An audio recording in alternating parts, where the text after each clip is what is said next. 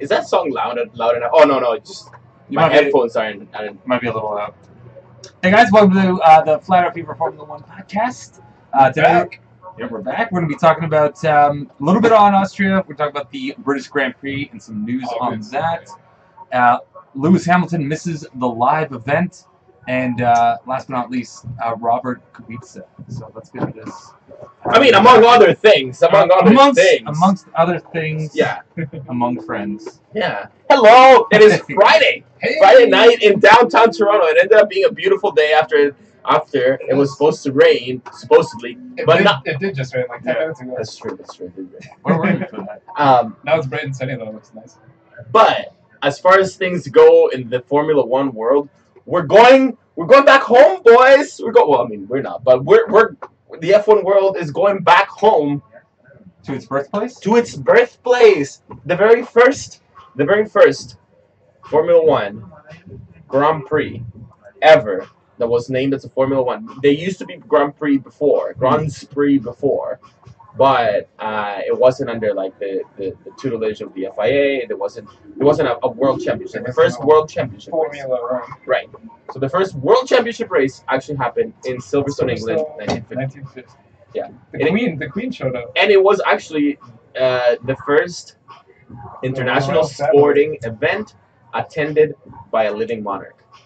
No, sorry, the first internationally televised sporting event ever attended by a monarch. If anyone's ever seen the photograph of the royal box that they built, like compared to the Paddock Club now, it was like ramshackle, covered in a canvas tarp, just like some poles stuck together. But that's the whole British mentality, and the whole that'll do. That'll do. Jeremy Clarkson. No, I'm not saying that. Shall pass. I'm not saying that. This is Jeremy Clarkson has said this. That's the whole mentality from the middle of England. Anyway, sorry, our British fans and listeners. Like I know that there's a bunch of you out there. Half my blood is English. Yeah, but we can still talk about it. I was born here. I'm not offended. We're talking about we're gonna be talking about the British Grand Prix, obviously, and a bunch of news that are surrounding it. But we meant to do a post-race thing. Don't worry, guys. We'll sort this out soon. We'll get better with the consistency. But we haven't actually talked to you guys. Austria. Was there much to say? No, not really. It was probably the boringest race of the year. The Bottas jumping the start thing. What do you think about that? Like, what do we think about that? Mike, do you remember that thing? I do, actually. I was taking notes the entire time that race. Unfortunately, I don't have it open right now. But I do remember that, and they're like, whoa, that was too fast. That was like the reaction. And then they looked at it, and they're like, nah, he's good. No, well, what happened is that they actually have like the official telemetry coming from the car, and that's how they would that's what came down to. Because people's opinions could be people's opinions, and like what we saw on camera, it could have just been like what Valtteri said, him releasing the brakes and the car rolling on its own, which actually technically doesn't count. But according to it's uphill, trigger, he would have rolled backwards. If you look at that frame by frame, if you check our Twitter, I put this up right after the race. Yeah. The frame by frame, where it's like one frame at a time, super slow motion. The car moves 2 or 3 frames before the light changes. Yes. My joke was that obviously F1 cars can move faster than light, but the FIA it's not in their. Well, the stewards get the telemetry from the cars, and like they can tell exactly when the fucking whatever electronic component was triggered, and they correlate that to like when the lights went on. So the actual like it was within what was the or at least It was within what was typically deemed human legal. reaction is a 0.2. And he had a 0.201. That's his reaction time.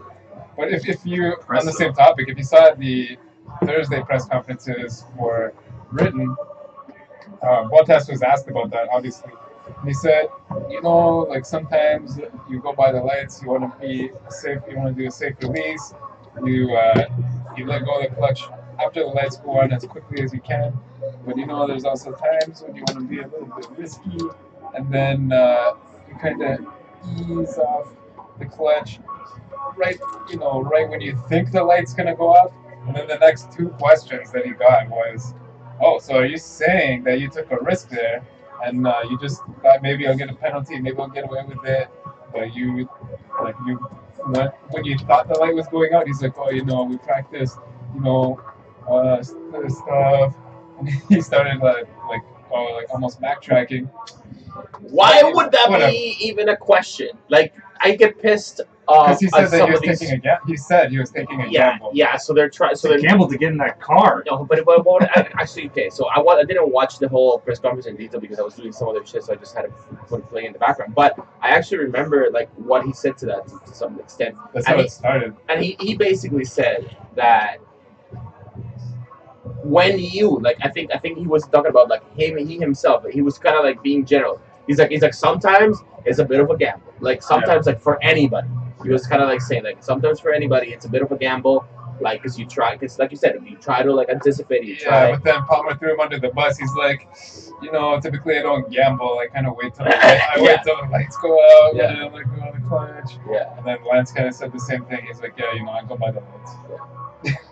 So he's a good, clean boy. But whatever. Bottas got away with it. Listen, he made a judgment call in the heat of the moment. None of us, not even these, like, and this is what they have to realize. These people that have been following the sport, even if you've been going to every single race since 1980, I'm talking to you, Joe Sayward.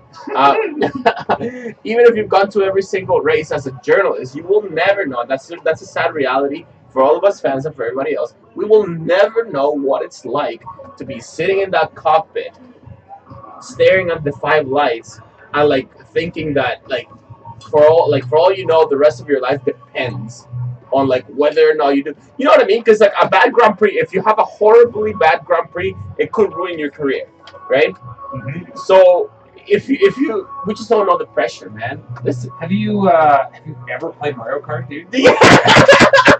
The pressure is that is pressure. You fuck up on the second light, you're done. You're in last place. Listen, the thing is, all joking aside, is we should all just get over it. Like we should stand by what the decision of the race is. And listen, if the methodology, if the system is wrong, then look at the system. Don't waste any time like trying to like figure out, oh my god, like, you know, waste any breath like saying like, oh, this or that, like, you know, but he totally jumped it, he totally did. If there is a methodology in place right now, there's a system in place right now, which is that the stewards get this telemetry or whatever, and it's not working, and that should be the focus of attention. Then why are we looking at that? Why is nobody talking about, like, let's examine this process a little bit further. What can we do to make sure that doesn't happen again? You know what I mean? Yeah, I don't know what you can really do. This thing never really happens anyway. Somebody jumps the start, like every few years it happens. So I don't know. He got away with it. He won the Grand Prix. He won the Grand Prix, and he did, like, yeah, man. It was such a good, like, it was a good race for him, through and through. So whether he had jump started it or not, you know what I mean? Like, he still did a good enough job to deserve the win. So apparently, him and Lewis are both taking new engines for this race and getting penalties for it.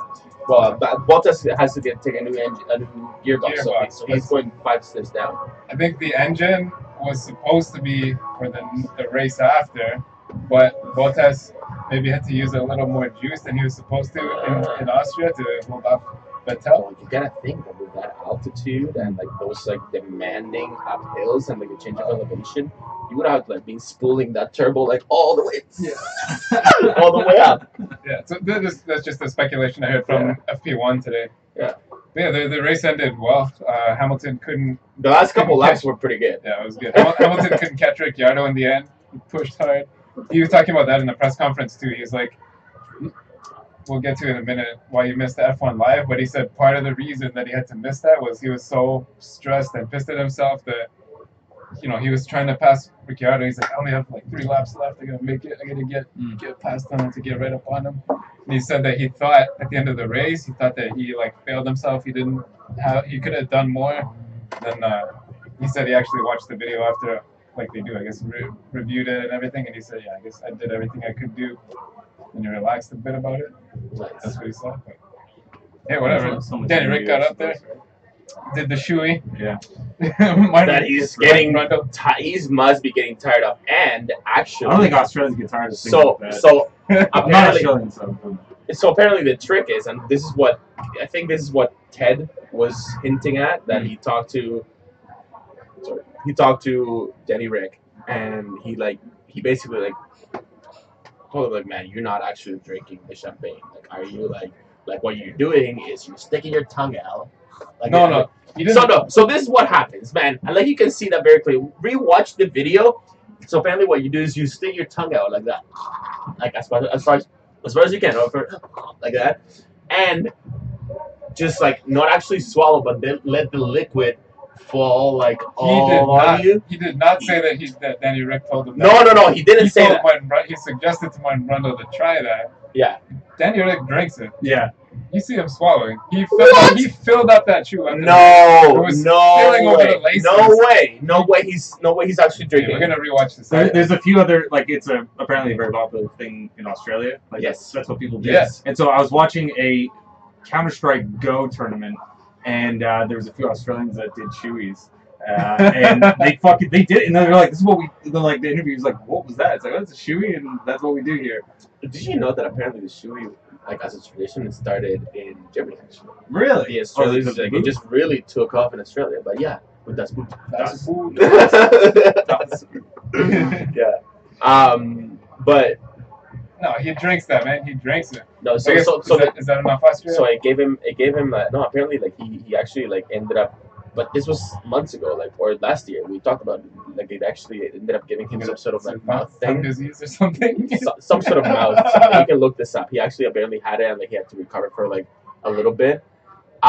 So now that like his podiums are becoming a little bit more frequent, he's like you know, maybe I just maybe I should hold on. And he said that like in interviews, he's like shit, I kind of like boxed myself into this. The press conference for this race was hilarious. Yeah. with him and for the coming race, for the British Grand Prix, yeah. With him and Hamilton, I mean, yeah. He was.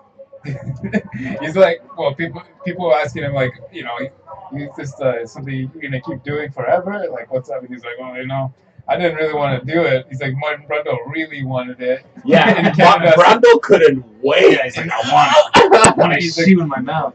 He's like, if you saw me, I took off my shoes the last time, and then Patrick Stewart made me do it. He kept saying that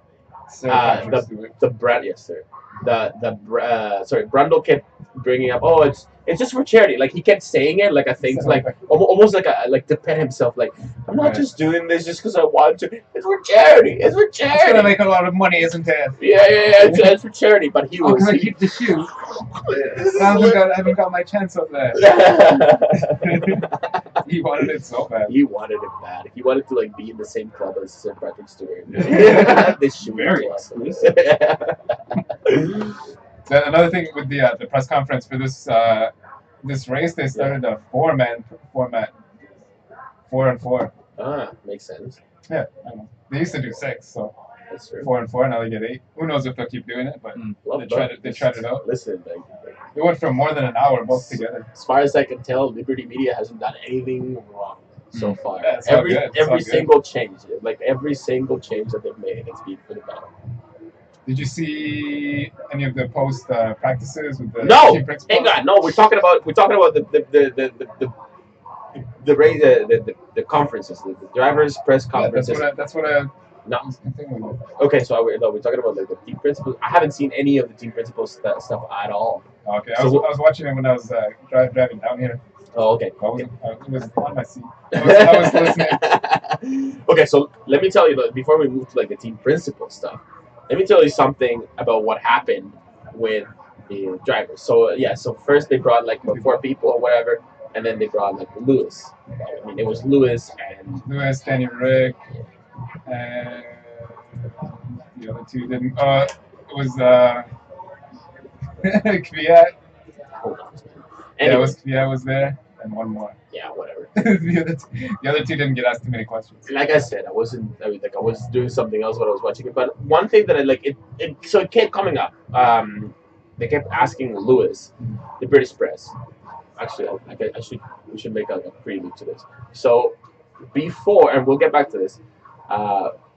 Before the British Grand Prix, so on Wednesday actually, they did this event in London. It's called the F1 Live. It was a secret event because it didn't want like any like terrorist threats or whatever. So they kind of just announced it like last minute, and like they expected people to, or like whatever, like they were expecting like some people to show up. 100,000 people showed up. 100,000 people showed up to see F1 cars and some F1 drivers, and like a free concert too, down in downtown London. That terrorist thing is so. 100,000 people showed up. Yeah, exactly. Doesn't make any sense. So they announced it last minute? Yeah. So anyway, the way that they organized that so fast. Let's actually talk about it later. But right now, what I want to say is that there was an event. No, hang on. Just because I want to get something. There was an event in London where a few drivers showed up. Well, actually, like all the drivers, at least like the most significant drivers, were supposed to show up, and appeared like in front of the public, and it was a free event, so it was beautiful. It was supposed to like be like this big PR thing, but Lewis didn't show, and the British press was the all only person that didn't show up. Exactly, and the British press was all hounding him in the pre-race conference, just saying like, why didn't you show up? Like, don't you think that you owe it to the fans that like can't show up to the track, and you are the biggest star in Britain, like when it comes to racing, like don't you think shame on you? Like just really ugly, really ugly. Max Verstappen said if he didn't show up to one of those in his home country, they'd shoot him. He's like, yeah, they'd shoot me. But so they kept hounding him, right? And he was getting like visibly like more upset and more like just tired of answering the same question over and over. And like they even were like the British were like the press was like, oh, we know that we've asked you this, Lewis, but let's go back to this issue. I have something to say because, and I rarely am. I just gotta say I rarely am on Team LH for this, but on this one I 100% not only agree with it but support it and everything. Support what?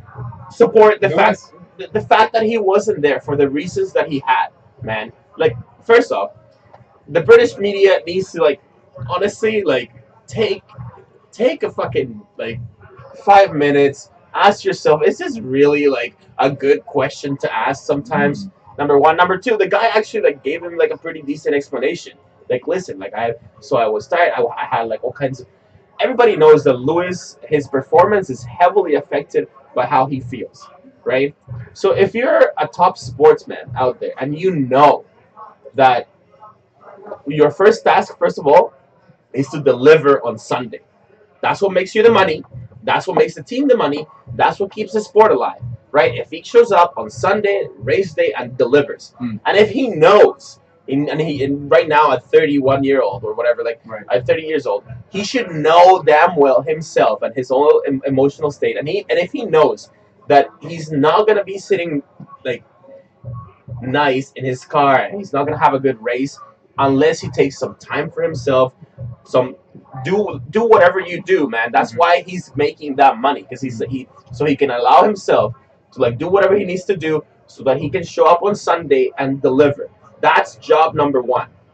Everything else that comes with it, that's second priority. And it clearly, like, there's no reason to think that Lewis isn't thinking about the fans. There's, as far as I can tell, no other driver does as much as Lewis actually personally does. How does this guy have abs like that? Dude, the guy was shredded. We're like on a busy street on King Street, and remember that guy by the frat that used to do push-ups and stuff?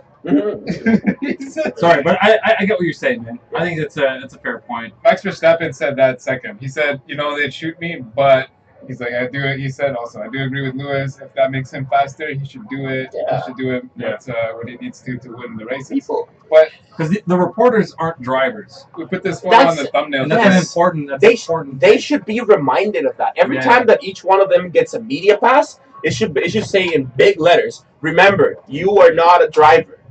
Right. Yeah, and like they just don't. I don't know. Hold up a picture here to the video. Why don't you just pull it up? Wait, is it on our Instagram? It's on Lewis Hamilton's Instagram. Anyway, he threw up a picture of his airplane in Greece with all his friends sitting on the stairs, just chilling. So before the podcast, we were talking about it, and like you said that his mind, like he thought that he got all messed up because of Danny Rick, because he couldn't catch up to Danny Rick. Yeah, I said it during the podcast. Oh yeah. Sorry. Yeah, that photo right there. That's what people are pissed about. Yeah. He's on a fucking holiday. Praise, grateful, God is the greatest. Whatever. So yeah, so this is why people are pissed, because the fans were expecting him to show up, and people were expecting him to show up, or at least people wanted him to show up. I mean, wouldn't they expect him to show up to London? That's a good point. What? Why wouldn't they expect him to show up to a London Formula One event? Fair enough, but during a work week. But again, remember, priority number one is winning for him.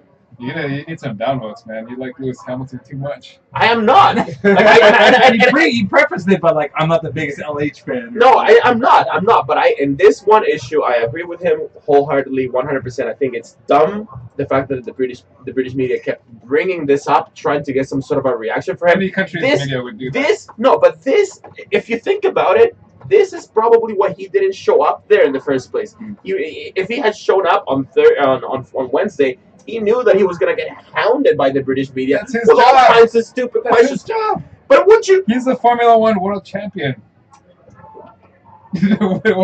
He's hiding. He was hiding in Greece. Because he needs to take some time so he can win on Sunday. All of this will be forgotten, and I promise you this. All of this will be forgotten if he goes and wins the British Grand Prix on Sunday. Like, are you kidding me? Of course. It all depends on that. Yeah.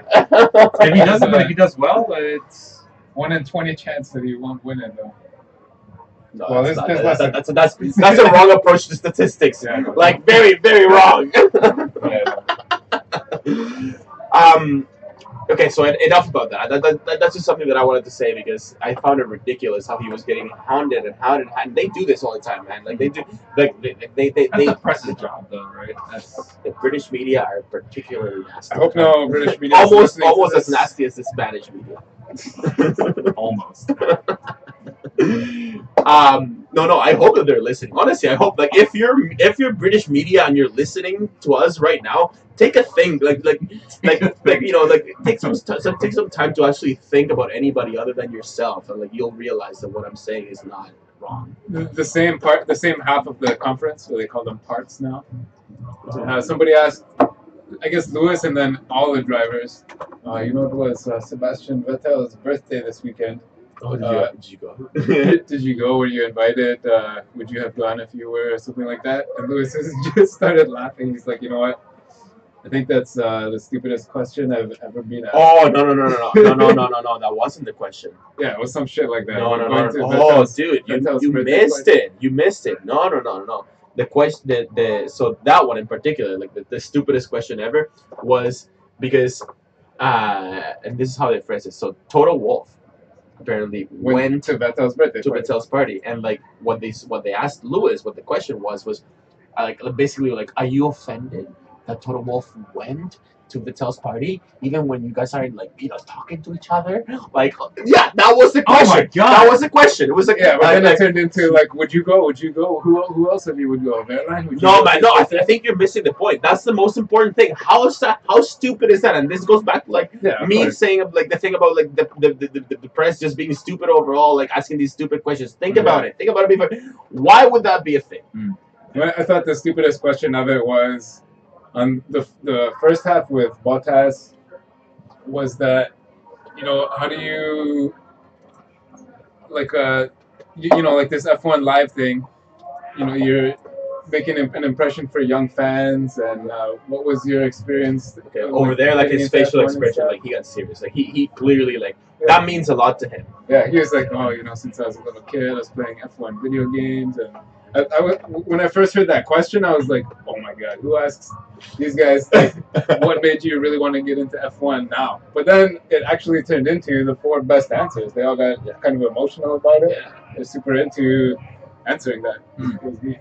Yeah, this press conference this week was good, all of it.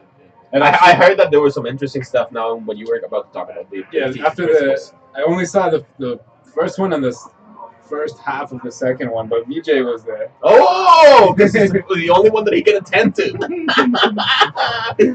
Nothing really new was asked. They talked about the new engines and a little bit about that. If one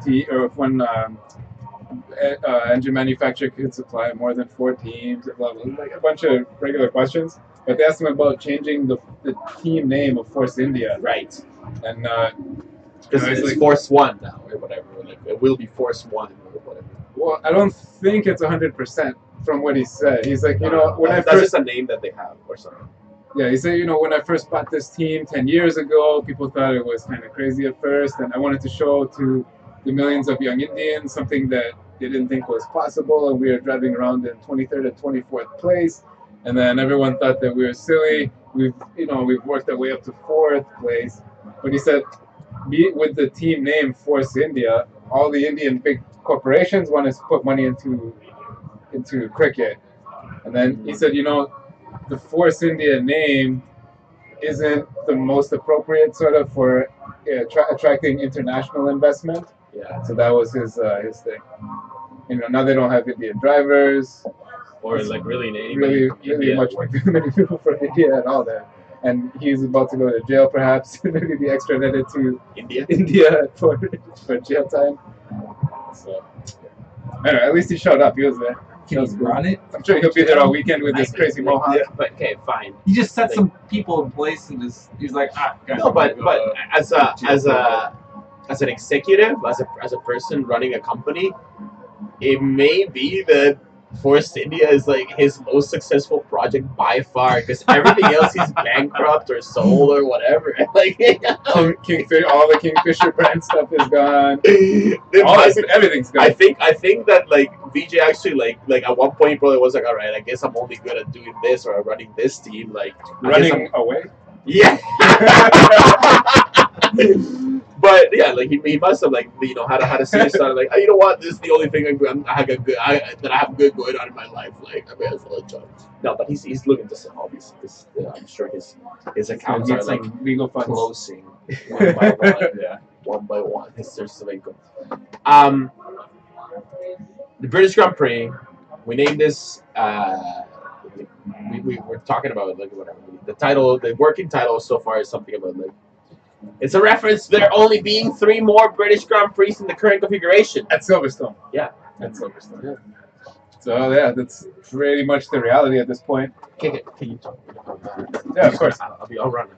Nobody says, or nobody's saying that the British Grand Prix can't come back to Silverstone, but I really don't think that it can come back before the end of with their current contract. Says that it was supposed to end like 2029. Yeah, I don't think it's just not gonna fly. So right now, now, was the first race in Silverstone.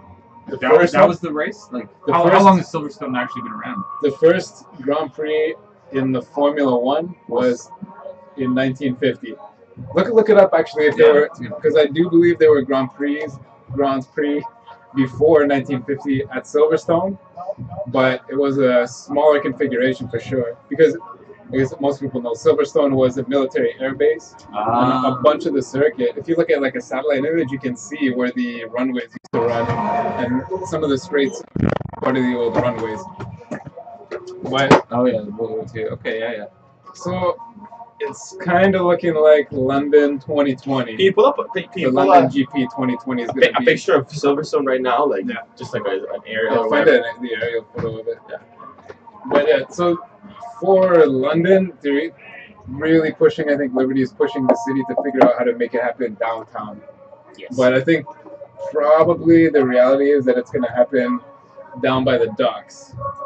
In like a lot of circuits do in a bunch of cities, like Singapore is like that. Wait, no, hang on. Let's talk about Silverstone for a little bit first. So we're talking about both. Silverstone is old news, man. True. Well, yeah, it's not really. But yeah, so you can see the X there, where your mouse is. If you go right down to the right, no, up. No, slow, go slow. Down, left. That's where the two runways intersect. Oh, here and there? Yeah, exactly. Where they used to, yeah. Where they used to. Yeah, exactly. And I think actually, like, I'll research more into this, but I think that during World War II, for a little bit, a Canadian squadron was actually based out of Silverstone. Yeah. Actually, Canadians did quite a bit of flying. They didn't fly the iconic what was called the there was a James May always goes on about the Spitfire. They weren't on the Spitfires, but they were on the Hurricanes, and the Hurricanes though were like the first line defense. Yeah. Anyway, but 18-year-old kids in tin cans. Yeah. Horrible. You good at sports? Can you juggle? Yeah, I can juggle. Yeah. Get in. Get in. So for people that don't know, Silverstone kind of dug their own grave, thinking that, you know, there's no way we can't build this Grand Prix. It's only going to get bigger forever. And they signed a 17-year deal to host this race. But the problem was it started at 15 or 16 million, somewhere around there. But there was a 5% escalator built into the contract that Bernie somehow squeezed for it. every year, where after the 17 years, the race costs almost double. So by the end of the 17 years, it's like 29 million or something like that, just for the hosting fee. That's just what you pay. Bernie did that. Yeah. Well, this would be Bernie. So that's what you pay to the FOM just for the rights to license Formula One, hold the race, and then you have to set up the barriers. This was the main criticism of Bernie, is that like he sometimes, so he would just like not even thinking about like the future, he would just try to squeeze as much like no matter what. So he would. This was his thing. He's like. British people love Formula One. There's no way you're not gonna have a British Grand Prix, so you're gonna have to have it. Yeah. Pay up. Yeah. Pay up. And then, so these guys have tried everything. They tried government money. They tried private money. They tried. Let's speak about why it hasn't worked and why has it worked in other places and not for Silverstone. And I have a thing about that. Geography is a big one. If you pull up Google Earth and go to Silverstone, and then you zoom out and you check where the track is in relation to London or the other few major cities in England, it's very far away. What's going on? You can't. What the hell happened? I can zoom in, but I can't. I think F11. Yeah, do F11. Yeah. F11. I think this screen is just F11. Oh, that. Oops. Okay, sorry guys. No, that's alright. Sorry. So we're talking. So the main gist, and keep trying to do something in the background, Mike. But you can see from that picture, there's a lot of tents there. People need to bring their caravans or tents and camp for the weekend because it's so far from all the cities around. You either have to take a Greyhound back and forth every day, a bus. Take a courier bus. You know. Yeah. Transport some sort of transportation. You can't take a taxi. You can't drive every day if you want to have fun there. Yeah. Now, a lot of people, like, if you're naive and you just look at the Google Maps or whatever, and you like see, like, if you just look up directions on Google Map from the center of London to the track to Silverstone, right now, I think you can do that right now, and if you do that, you'll see that, like, I think it's like under 2 hours, under a 2-hour drive from the heart of London to Silverstone. But that's not the point. That's like on a day, like, you know, whatever, like any other day that there's no race or whatever, you might be able to pull that off, right? If traffic is with you and everything else. But on race day and on any Grand Prix event, as soon as 100,000 people try to go at the same time. Yeah, you're not. It's not a 2-hour drive. First of all, it's not like you can just do it. Some people take the train, and it's an arduous experience. And once you're there, there's nothing to do other than whatever's on track. And what used to happen before is that So like, and yes, it's England, so they have like more racing series. So the whole the day itself will be more packed. But then what do you do after? So they started introducing like little concerts and whatever. But the reality is that you're going to Silverstone to camp, and camping, as much as I love it, is not for everybody. And especially, can you imagine, like, so you know how tired we are after walking around in Montreal, right? And so we walk around the circuit, and Montreal is like maybe half the size, a third of the size, or 3/4 of the size of this. Of Silverstone? Just to like put it in perspective, we took a lot of subway rides, and then Mike, your Fitbit showed me walked something like 50 plus kilometers for the weekend. Around 60 or 70 kilometers that weekend. That whole weekend, and and we didn't even like go out of our way to walk. Right. I would love to have it like the first year or two that we went, where we like walked there and then walked all the way around. So you do a lot of walking and like in the sun, if it's a nice day in the sun or whatever. It's like going to a Grand Prix, a whole day of racing. England. Right, yeah. So you're miserable weather, bad food. So you spend all the time. You know what I mean? Yeah. So you spend all day like at the races, and as exhausting as that can be, the prospect of then having to go and sleep in a tent does not appeal for everybody, right? Like that's a good. Well, remember like we went to Wayhome, a music festival near Toronto. And like you're tuckered out, man. And that's what you go there to do, right? And now, you go there to party. So Tony, this guy that shows up for our race screen, he's a British guy, but he now lives in Toronto. But he went to a race at Silverstone, and like he's old enough to have gone to a race at Donington Park, even when he lived in Britain. Anyway, he was saying like we were talking about this, and he was like, typically like. He was obviously like they should keep it British Grand Prix, Silverstone, such history, such this, such that. But the more we talked about it, the more negative things he actually had to say. He was like, he was like, man, we had to camp, but it was shitty and it was muddy and whatever. But it just, and then eventually he almost like, it's almost like he convinced himself that this was good. Like, that's because he lives in Canada now. Otherwise, he would just still be raving, right? Whether or not you wouldn't know the difference. Yeah, true. Or like any Brit. Listen, my point is, yes, Silverstone is a great track. Lots of amazing corners that we will miss in F1. Like, you know what I mean? But we've had great tracks before that we still miss, like Nürburgring, right? Cops, Beckett's. Yeah, those are great, right? Like and you will see the cars being as fast as they've ever been through those corners. Yes, on Sunday we'll see some good shit going on with Cops, Beckett's, whatever. Yeah, we're definitely gonna see something. Oh shit! No wait, I don't think that was on the. No, wait, Saturday. That wasn't on the stream, but now it is. Look at the weather here. Saturday, Sunday rain. You look at the Sunday rain. What are the percentages? What are the percentages? 35. Click on Sunday. No, that's there you go. So scattered showers. So the race is gonna be what, like 2 p.m. 2 o'clock their time. Highest almost 40% chance of rain. Right at 2 p.m. Nice. Yeah. So anyway, great track. I'm not saying that the track itself, Silverstone as a track, will definitely be missed in Formula One. But I tell you, it'll still be used every day for all kinds of other stuff. Exactly.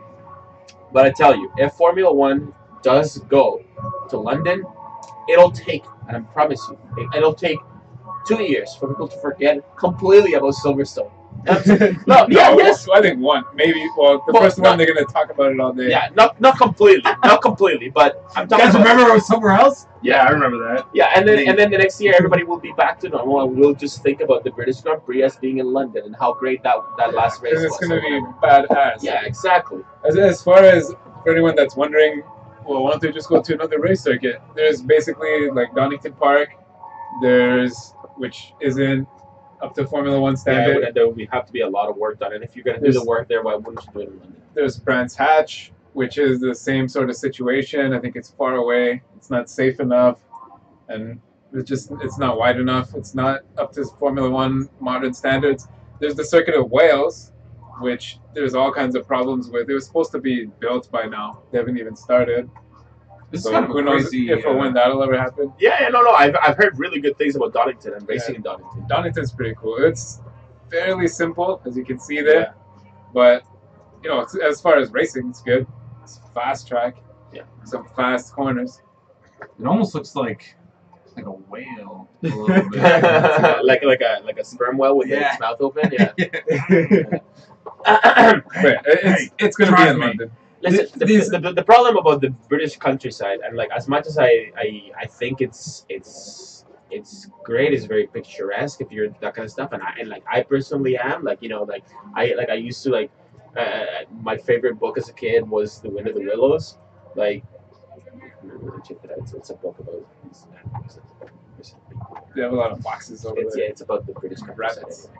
But no. I think it's very idyllic, and if you're into that stuff, and if you're going to do that kind of touristing, I'm sure there's all kinds of like things that you could appreciate about the British countryside, driving around and visiting the little villages or whatever.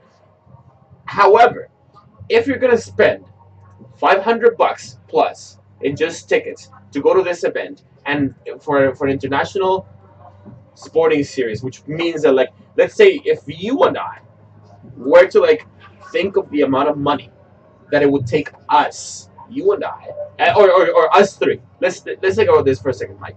If us three, you're gonna put it in US dollars, 1,200. Yeah, well, okay, 1,200 for tickets alone for us three, right? For the full weekend pass. It would include camping, but still, like, what if we don't want to camp? What if that's not our scene, right? But leaving that alone, leaving that circumstantial alone, let's say just for tickets, 1,200. Then we have to think about plane tickets, right? And then there's no direct flight to Silverstone, so we have to get from London to Silverstone. You know what I mean? Things pile up, and by that time, like by the time that we're like looking at overall, the three of us, 10 grand to go to England for the British Grand Prix, to have, like, aside from like the stuff on track, to have a miserable time. You know what I mean? Like, you know, at the end of the day, we'll have a miserable time, like, except for like the stuff on track, except for the time that we're like actually watching the cars. Why wouldn't we just take our 10 grand and spend it on like three other races? Yeah, exactly. And that's the point. You can't have that kind of math. Does not make sense. It's just not sustainable. It has to be more of a proposition. Now, Liberty Media is doing something great right now by like doing that event in London on Wednesday. Was a masterstroke. They're thinking so far ahead. It's unbelievable. They're playing chess when everybody's playing checkers. Listen, the three wise men have said, you know, probably, you know, like, it would be nice to keep Silverstone, but the British Grand Prix is essential to Formula One and its history. It will continue. Mark our words, basically. Yeah. Just not in its current configuration. It will be in London. Yeah, it was going to be in London. It's happening. And listen, it's going to be in London. But so they did this thing on Wednesday in London because what they knew that people would do is that, so let's say again, us three, 10 grand. We already know that we're in the hole for 10 grand, but we're really passionate about the sport and we want to make it to the British Grand Prix because we think that it's one of the best tracks in the world, etc., etc. So instead of like making it like, okay, 10 grand to just spend a weekend there, we would most likely turn it into a whole week trip. Right. Which would include probably being in London on Wednesday. Yeah. Like, that's why that worked. That event was brilliant. If say the three of us had gone to Silverstone this year, we probably would have shown up on Thursday. We would have flown in on Thursday to keep it cheaper, that much cheaper. Then we would have missed this F1 live event because we would have booked our tickets before it was ever even thought of or announced. I think that knowing us, though, we probably would have wanted to like spend the whole week in London. I probably would have anyway. Okay, so say the average person, the average fan. No. But if you're coming from this far, you would make a vacation out of it. And you're not an average fan at that point. Yeah. You are. Yeah. Exactly. You're committed to the sport. For people that don't know, just on top of all that is that Toronto Pearson is, I think, in the top 3 most expensive airports in the world to fly in and out of in the entire planet. Yeah, it is. Toronto Airport is the most expensive. One of those landing fees. I think it's number 3 or number 4 now. It wasn't the top one for years though. Either way, not F1 related, but yeah, it is for us. It's interesting though. It is for us if we wanted to go there. Yes, it's true. But the British Grand Prix will live on. It's going to be in London. It's going to be badass. Yeah. So Silverstone was great. It's great. It will continue to be great, but not for F1. You know those pictures that I asked you to pull up about the London Docklands? Yeah, I'll look them up right now. Because you have to like. I have to start my computer. The London Docklands. So this is not quite downtown, but it's sort of like this industrial. Yeah, because pull it up and look in Google Park. Google Maps. Google Park. Sorry, Just first, so that your cursor was there. It was. Oh, I found it. I see. I think. Sorry, maps. You said. Just click that map. I think this has to be like the plan B for the London Grand Prix. No, this is it. It only makes sense. So okay, I have to believe it's gonna go past the the Big Ben. Yeah, everybody wants fucking Downing Street and Big Ben and the Parliament and the Queen's House. Yeah, what's up? Bernie's shatter all the Bernie's office. What's that palace called? Buckingham. Yeah. No, but okay. So the center of London. If you go past Bernie's house, go a bit to the left, Mike. No, yeah.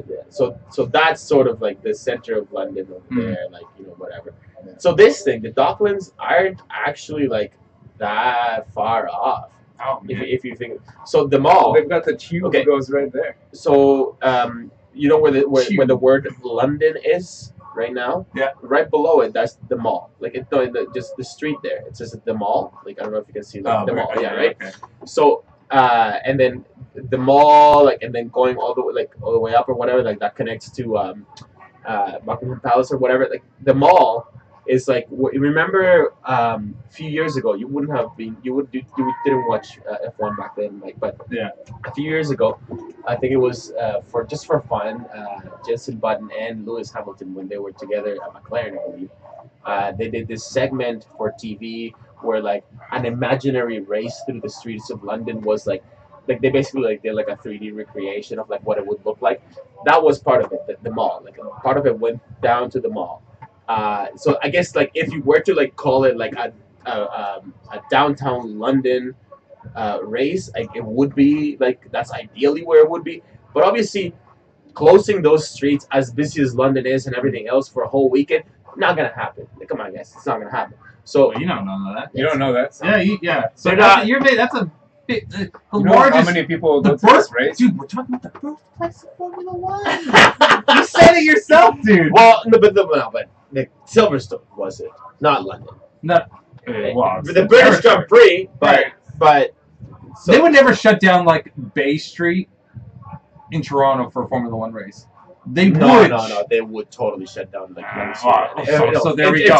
In Toronto, yeah. London though, yeah. I don't know, man. Well, it's the weekend, right? They're so special over there. It's the weekend. No, I think they would, man. There's more incentive. No, I think Liberty can convince them. Okay, I know what you're getting at. But I'm saying it's like I don't think it's totally unrealistic that you do something silly like that. I think it's unrealistic. I think because you're ridiculous. because they have to weigh it versus the amount of tourism. So shutting those streets down for the weekend would like alienate a lot of tourism that normally would be going there to see Buckingham Palace and whatever else. Because they'll open that as soon as the event is over for the whole evening and night. They'll be reopened and people will go down there drinking beers like in Monaco. 100%. That could be it. It's the exact. Think of it like Monaco, where now it looks they're gonna have video and whatever, and the people down there checking. Oh, we're standing on the circuit and we're at Buckingham Palace. Where I really think that this Docklands is a second, where they're probably negotiating with the It might be a second one, but it's probably the more realistic. Both have been mentioned that they want a downtown and probably a Docklands race. More realistic one. It probably is. So absolutely, anyone would take downtown over the Docklands. If you just it zoom out just a little bit. Bunch of thugs down there. So the Docklands actually. So this was historically important. This was where all the back in Victoria times. Used to go down. All the ships from all over the world. Think about how big the British Empire was. A lot of most of the ships went down and there, all the way from Canada, from the U.S., from all the, you know what I mean, and they came to bring the spoils of empire to Britain back there to the Docklands. Now, lots of tea. Obviously, the Docklands right now, and if you zoom back in, there's not much more use for that in terms of as an actual shipping place. There's not as much going into London as there used to be. Most ships could never fit in there anymore. Yeah. So for a while, it was a bit of a derelict area that they completely rebuilt, and actually, so now over there is if you zoom in to Docklands, you'll see a place called Canary Wharf. That whole, it's a huge buildings where some of the most impressive buildings in London are now it's like it's become like a center for banking, big money. And if you see, like, actually, you know where it says A 1206, like the road. To the left there, with the roundabout. No, just below, just below. 1206 to the left. 1206. See the roundabout? See the roundabout, like Royal China Restaurant. Down. It says. No, left. Too fast. No, left, no. Left. Right on the very left. Okay, so Health Plus Clinics. You see how it says Ontario Way? Yeah. Yeah, okay, it's because go. the company that did actually most of the redevelopment of this area was a Canadian company. Oh, really? Yeah. It was Canadian architects. Anyway, Ontario is the province of Canada we are broadcasting from right now. Go back out. So this is mostly like industrial, business and industrial right now. And I think, honestly, I'm looking at it right now, and I think it would be a great place for a Grand Prix if it can't be done in the center of the city, like I said.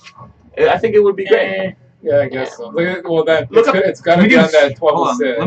Let me do street view. It would have to be on that. You should look up pictures. Yeah, look up pictures better. London Docklands or Canary Wharf. We'll have to throw in a bunch of artificial chicanes. What? Your computer's glitching out, bud? Yeah, that's what it is. Well, I can still use it. I just can't. It would be pretty cool to have a roundabout in a Formula One circuit. Yeah. If they could use that around the Chinese restaurant. Anyway, it's a huge round. Look how big that roundabout is too. It's almost as wide as the Thames. I think there's a lot to look forward to on a British Grand Prix based in London, and I think the event would be brilliant. Oh, it's going to be so good, and it would make it like that much more worth it to go. It's going to make it that much more worth it to go. It's happening, people. F1 2020 London. It's happening. I already started the hashtag. It's real. It's real. But it would be 2021. I don't think so. Yeah, I think so. Anyway, because 2019 is the last year of the Silverstone race. It is. Oh, you're right. Something else though. 2020 came out this week that the FIA and Formula One could actually introduce a new engine 1 year earlier. That picture to the right. Those are the Docklands. Canary Wharf. Yeah, Canary Wharf, the Docklands. A race around there would still look fantastic. And the O2 right across, you can see the O2. The helicopter will fly right over it. Oh yeah, come on, make it happen, Liberty Media. I think F1 owes itself a London race. It's happening. Yeah. Shit. What was I just saying? 2020. Wait, yes, it is. 1 second. One more second. Wait, do we have this, but then, we also have, driving by this. Yeah. Right. Yeah. I think it's a great. point. But I mean, like, what's more iconic, right? When you think of London, you want to think of this, right? Yes. That's the first thing that comes to your mind, or for sure. They're gonna weigh it out. They got another year or two to figure it out. It's one of the things like what's realistic, and then what is. Well, they've activated clause 19 or whatever it is in their contract, which means that means this is a thing. They activate it. That means that it's happening until until they deactivate it. Right. But right now, as things stand, there will not be a British Grand Prix Silverstone past 2019. I don't think they can past 2019. If at all, I don't think they can have any revoking the revocation of that clause. I think they might have invoked it in the hopes that they could use it as a contract negotiation. Start a panic. And but the other end of the contract is Liberty Media saying Liberty Media does not want to race at Silverstone. Of course anymore. not. No, they want big city races everywhere. I thought Mike was going to the washroom. No, He's So yeah, 2020. This came out this week that the FIA is now saying that Formula One can actually introduce a new engine a year earlier in 2020. Okay. So from Helmut Marko, he was saying, basically what we need is what we discussed last week. Anyone that saw anything about that, we talked about it in the last podcast, the engine meeting that happened.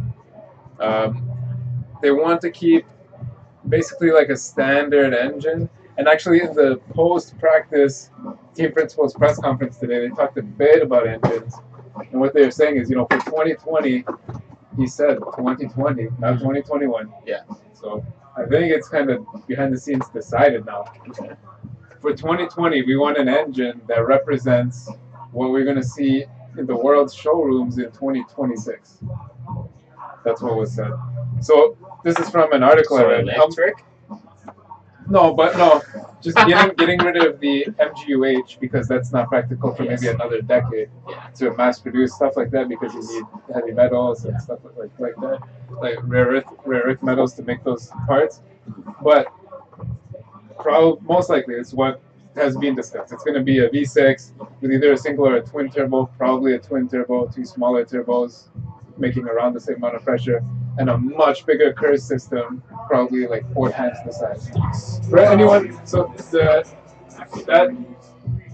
road car with the F1 engine in it, is going to have 2 F1 curve systems. One. Yeah, it's a Mercedes. So just so you know, it's a Mercedes engine in the car. So Project Zero. Yeah, Mercedes is actually planning to put out an F1 engine, but not it won't be an F1 engine, but as close to an F1 engine as they can. It is the F1 block, which is going to run on road gas. They're looking for. He said that what they're looking at is a 50,000 kilometer maintenance schedule for that car.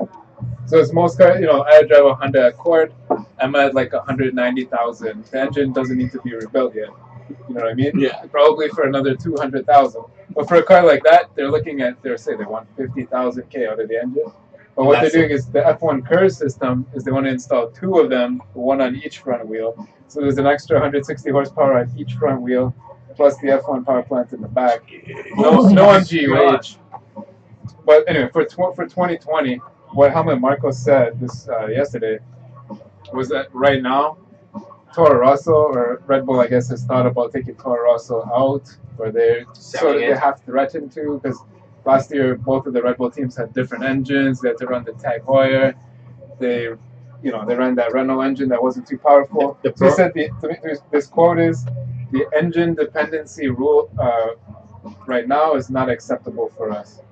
So they have to depend on somebody that maybe they don't trust, or maybe they don't get the value they're expecting or the power they're expecting because of the cost of other engines, etc., etc., etc. Yeah. They want an engine that could be built by anybody. That's basically what you're saying. It's kind of what we talked about last week when you were talking about Cosworth coming back, or any manufacturer in the world that would want to build one. It should be not a 3-year project to compete as is now. It's way too bespoke, and it's interesting. I think we're going to see new engines in 2020. If you really pull these little hints and quotes from around all the articles I've read, it seems like that's really what they're pushing. Listen, I'm sure eventually they will come up with the same problem. What's that? That we're encountering right now. The problem, by far, is not the engine at all. Is the rigidity of the rules and the rule-making process in F1. Yeah, that has to be more open as well. Absolutely. But the engine is too much tech as well. Yeah. The engine needs to be reworked, but we have to think that the way that technology moves right now is moving. You can't run a sport so dependent on technology as is Formula One, with such tightly locked regulations and rules and whatever, and you can't say, okay, we're because this is what happened. So when the people that devised the current engine regulations got together to devise the current engine regulations, they thought, we're gonna predict the future here. We're gonna say in 10 years or whatever, this technology is gonna be relevant. Somehow we know that. Nobody knows that. No matter how into the field, no matter how much of an expert you are, you cannot predict the future. Get over it. Yeah. So they said, we're gonna predict the future here. We're gonna say this is what's gonna be relevant in 10 years. We'll lock down the F1 engine development so that it produces that. And they got it wrong. And admitting that is, to some people, would cost their jobs. Right. Admitting that they got it wrong. Yeah. Slowly they're admitting it now. Really, they slowly are. Yeah. But no, they have no choice. It really hasn't worked. But really, at this point, we're not going to get much before somebody on the side is waving at you. Before September, we're not going to get much more info about the engines, really. Yeah, well, I mean, This stuff is slowly starting to change, but it will. Yeah, well, until the next engine meeting, then we'll get a wave of info. You know, they'll want to leak some stuff or put some stuff out to the public.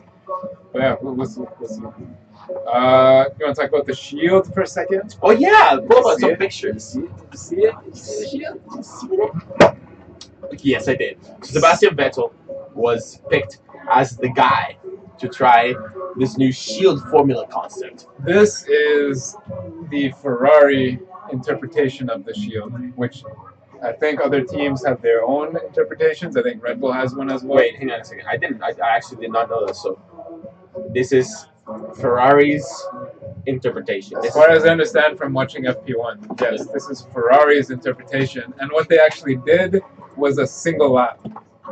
Vettel went out for a single lap. Raikkonen followed him. They went for one lap, and he pulled back in. That's actually not even it. Oh, it's not The top even it. one. Yeah, this. Yeah, that's That probably looks it. like 7. Yeah.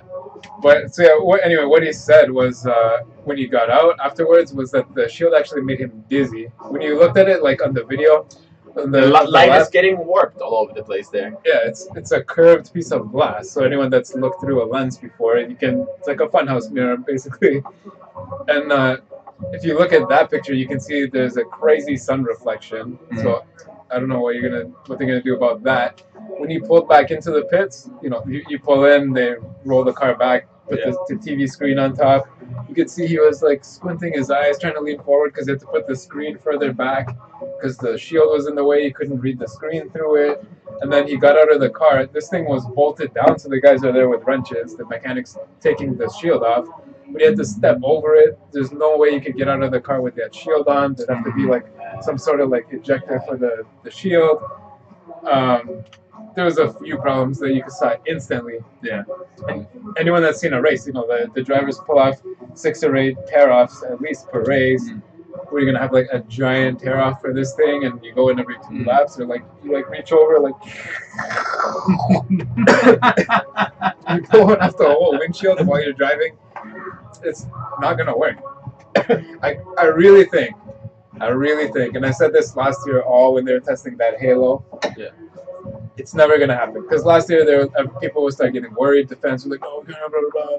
A lot of the drivers said, "This is not for me. This is like, why are we gonna put this thing on the car?" kind of thing. A lot of people want it to be optional. Some drivers want it to be optional. They talked about that today too. That maybe this could be optional for whatever team wants it or whatever drivers want it. But this thing, it's gonna get all covered in mosquitoes. It's gonna get all covered in oil. It's gonna get covered in exhaust, marbles. Okay, look at grass is gonna stick to the grease afterwards. The best example is Williams' car, because you know how Williams' car is all white. At the end of every race, you can see black spots all over it. Like it's dirty. Like it's dirty, man. I was gonna post that on Twitter and then I forgot and it got too late. But now hang on a second. So they might just not be like, there might be a solution to that. Like maybe they'll like come up with some sort of like super cool technical coating on it that like doesn't allow anything to stick on it, and that might drive the development further for like companies like Corning or whatever to get involved in Formula One and eventually come up with like better glass and like doesn't stick to anything. You know what I mean? You know what I mean? I have a sweater with a nano coating that water flicks off of it. Yeah, right. So they may get creative like that, and like I'm a proponent that every single aspect of Formula One should be treated as a research and development project, because that's the best use of what we have as a sport. Honestly, the whole thing should be an arena for research and development, and this could be one. This could be a place where you get glass companies or whatever involved in this, and like sit them down and say, all right, we have the opportunity to offer you the craziest testing ground in the world. There's gonna be 5Gs in every corner. There's gonna be speeds of over 300 kilometers an hour. You can test this, you know what I mean? Yeah. We can do something good that would move products that eventually might have like repercussions for all humanity. With this, we could set our minds to creating the perfect windshield that will have nothing stuck to it. The crazy new Ford GT has a Corning Gorilla Glass windshield. Hey, it could happen. Anyways, Vettel said that this thing made him dizzy. He said that after. And what my point was basically, so last year they tested that Halo a bunch of times. People said they didn't like it. Ferrari brought this thing out. They've been saying all year they're gonna test this thing out at some point. They went out and did one lap and came back in. I really think they're just like, yeah, you know, we tested it just to say that they did, so the fans can say like, oh, but like you never even tested it, and somebody could die. If anyone says that, they're like, yeah, we tested it, it was no good. No, okay. The FIA, the FIA wants a solution for safety. And I remember at one point it was like the halo thing that was ugly as fuck. I think Vettel was one of the guys that said he wants a head protection, but he has a baby now. Don't forget. Two kids. Yeah. Yeah, right. A little pump on the background. I think you were saying a point that you brought up. I think even earlier, like in the podcast, like when we first started in the first year or so, was that you know, what problem are you solving? Death. Like, well, death, sure, but last death. 2010. Oh, okay. Well, was it? No, by not on track and not as a consequence of this. Right. Of the problem that they're trying to solve. Right. Was it 2012? Yeah. Japan. No, it was more recent than that. Jesus, why can't I think of that? It was 2014. Yeah, 2014, and then before that was 2015. He was at coma, and then he was doing. And then before that was Maria a shield of some sort would have saved his life. No, probably not. So Because he lifted a backhoe off of the ground when he went under it. The last death 20,000 that could have been prevented for something like this. Who knows when it is? And that's a Maria problem. Viota probably. Oh, Maria, yeah, you're right. There was a Mike. Maybe you don't know, or the listeners. Yeah. There was or you can look her up. Maria Viota. No, don't look her up. Why not? Oh, fine. Anyway, Viota. The Viota, yeah. But anyway, she was a Russian driver who was Spanish. Wasn't she half Russian? No, she was. Maybe it's just because of the blonde. Maria, the blonde hair and the eye patch confused me. Viota, Villo. Villota. Maria de Viota. Yeah, there you go. Yeah, that's she looks Russian. Oh, with the eye patch. That's after she got into because the of the accident. Oh, that's because she was in a coma. And eventually she looks like a Bond villain. She was a test driver for Marussia, and then she drove under a under a 5-ton truck, a box truck. Yeah, this is not a happy story, but none of what happened. We're talking about saving lives in F1. Yeah. But so the drivers don't want there. Second picture there. So that's like it shows how fractured her skull got. And she eventually died from like things that could have been related to this injury. Yeah. Oh my god. But after the crash, she was like a very popular advocate for like safety and whatever else. Sure. And, whatever. Obviously, she wrote a book about it and stuff. Listen, the point being is that she looks great in all these other pictures, considering the state of her skull. Yeah. Oh my god. She sustained quite a bit of damage. A lot of drivers, I think, like I said last year, I still believe a lot of the drivers are secretly against any type of head protection. Some of them are super for it. Half of them, I think, are lying. And then there's a handful, there's like 4 maybe, that are super adamant against it. K-Mag's one, Grosjean's one. Grosjean said this thing is stupid today. He said, like, this is way worse than the Halo was. Okay, so Gary Anderson, actually, and if you're interested, if anybody's interested in this kind of stuff, Gary Anderson actually wrote a really good article on Autosport magazine. Gary Anderson, he used to work for BBC back when BBC was still doing technician, and he was like the technical analyst. Way before that, he was basically like the technical guy, the technical director at Jordan Grand Prix, like at an F1 team. So his shit is coming from actual, like, he has actual technical know-how to talk about what he's talking about. And he says one of the things about a thing like this, like what Ferrari presented, is that you're dealing with, like, when you get a curved glass surface like that, you're dealing with variations in thickness of the glass, and that is what messes you up. That is what makes you dizzy. It's not like the orientation or whatever of the glass, is the thickness variation. I think anyone that's wearing eyeglasses, if you feel your lens from the center to the edge, it gets thicker on the edge and thinner in the middle and then thicker again. You have to, for your eye lens, it's correct it. It's to correct your eyes, so it's tuned for that. But for something like this, you assume perfect vision, and you want to keep the exact perspective that you would see without the glass. So yeah, that's you're going to see, and the F1 drivers, it's been shown so many times in all these short videos in the pre-shows and stuff. They use their peripheral vision like crazy, and they have more awareness in the peripheral vision than the average person because you train your brain to pay attention over here, where most of the time either your breaking points or opponents are. Yeah. Apex, anything. You're looking at so much, and it's happening quick too, right? Very quick. Yeah, on top of that, exactly. So any little wobbling that you're gonna see through that weird glass is gonna mess with you. Gary Anderson basically said that if the way that he sees it with the changing of the glass thickness, it might actually become like a real issue at like places like Eau Rouge when you're like changing from downhill to uphill really quick. Like it might actually like affect the way that your brain perceives like certain stuff, and like you might be thinking that you're actually at the right before going uphill, you might be thinking that you're already going uphill, just because of what you see. Yeah. So that if it distorts vision, then it's counterintuitive, right? Then it has no place in Formula One. If not, it'll actually like cause more accidents than it's trying to solve. I am like in that sense, I am a bit of a purist, meaning that if it's gonna stay open cockpit, if it's gonna stay open wheel, if it's gonna stay single seater, it has to be, man. Like I mean, as much as we don't want anybody that's close to us, and I was scrolling through like one of the internet forums, and some of the comments about this, like some guy went on a rant like about like, oh, you know, the sports people, whatever, like, you know, they're gladiators, this and that, whatever, like, whatever, who cares if they die, kind of deal. And then the main reply was like, and everybody like felt really strongly about this, was like, oh, you know, who cares if they die until, like, you know, just imagine it's your brother.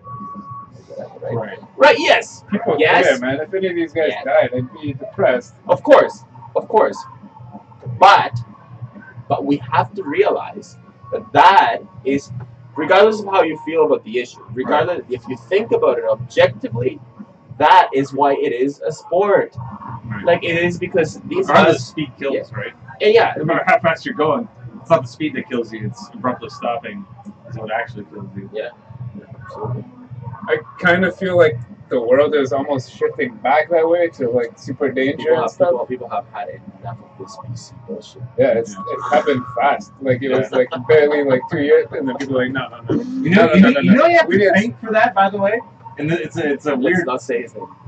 You know, the T Lord, Mr. Trump. It was like in full bloom. It's like PC's like going super strong, and then Trump was elected. And I was like, well, forget that. Whatever. Yeah, man. It feels like all over the place. Just fighting is becoming huge. This talking about danger in race and F1 itself is becoming huge. Okay, come on. There's certain things that we can't fight against, and one of them is like just sheer human nature. Just completely. Everybody dies. It wouldn't make sense to any of us unless people like were putting themselves like in the risk of dying. Why else would you be making $100 million? Yeah. You know what I mean? Yeah. Why else? Like what other like avenue of life does that even make any sense? Yeah. For a driver, like, or for anybody to like be awarded that much high price, unless they were like taking that much risk, they're not doing anything like completely. You know what I mean? Like they're not researchers or whatever. Like they're not like professors that are really exercising their brain muscles. You know, for like their living. No. If you're making under 100,000 a year in any field, you're probably not taking that many risks. Yeah, and that's fine. But you're not. This is Formula One. Exactly. And, the same as any other dangerous sport or activity that you want to get into. If you want to be the best, there's risk. And that's what people are drawn to. When you die, everybody dies. You want to be an old, decrepit man or die, you try to be the best at whatever you do. And you know what cracks me up is that some of the people that make the argument that robo racing, for example, like having self-driving cars. My favorite phone computer died, or whatever. My favorite computer crashed. Yeah, well, that's it. So yeah, some of the people that keep saying like, oh, you know, robo racing or whatever, like self-driving car racing won't ever catch up because it's not people. They don't realize that what they're making is the same argument.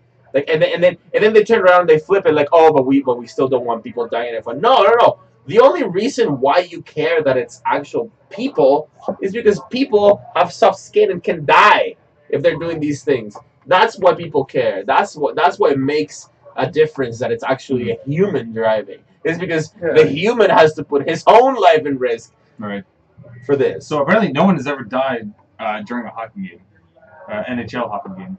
But there's no serious injuries. Well, there's only one case where like a guy died like afterwards, like in a really, really bad hit, and he died in the hospital. Right. But no one actually died on ice or anything like that. That's extremely rare. And that, yeah, exactly. If you look at like, it's one out of like what, fucking millions upon millions of games. I can't even calculate how many games would have had to happen for one person to die. Yeah. If you look on the other side, like for like boxing is one of the biggest sports in the world. Yeah. Nobody dies in that either. It's very extremely rare. Right. Somebody dies in that too, right?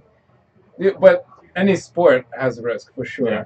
Absolutely. Yeah. Even if they don't die, they're like, is just at the top. Fuck, I got a concussion and now like right. But hockey, there's like a lot more into it, right? Like or you blew out your knee, or a lot more players involved and whatever. No, but just the nature of racing and car racing, it has to be a deadly sport. Like what is? Like, come on. Say Vettel wants the shield, and Grosjean doesn't want the shield. It's an extreme sport. Yeah.